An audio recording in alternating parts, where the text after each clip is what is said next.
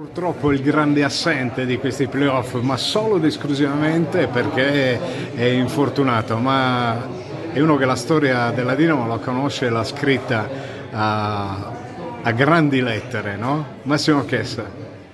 Sì, assolutamente, assente perché non posso correre aiutare i miei compagni in campo, però presente come sempre. Finalmente inizieranno i playoff, finalmente si giocano queste partite, perché comunque lavoriamo tutto l'anno per questo, quindi giochiamo contro una delle migliori squadre del campionato, che è Brescia, che ha dominato per mesi questo campionato. I playoff sono partite a sé e cercheremo di dare il massimo possibile. Ancora qualche mese per rivederti anche sul parquet, questo lo diciamo a beneficio dei tuoi tanti fan, tra i quali il sottoscritto. 2015 si ripropone per una serie di circostanze e di numeri, poi vediamo come va. Sì, assolutamente. Nel 2015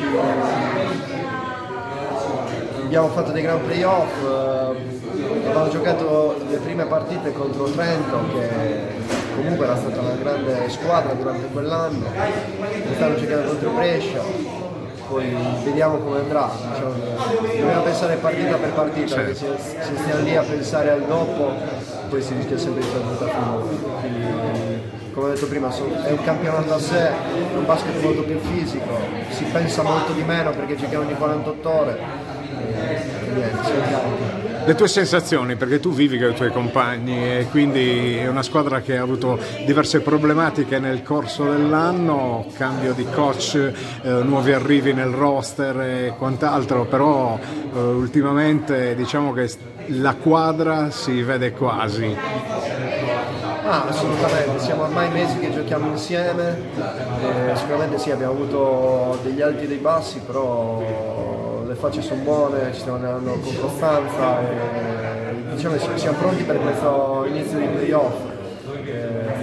Siamo molto più pronti, ci conosciamo sempre di più, ormai sono tanti mesi che giochiamo assieme, quindi siamo pronti, siamo carichi. Grazie Massimo e arrivederci presto. Grazie a voi.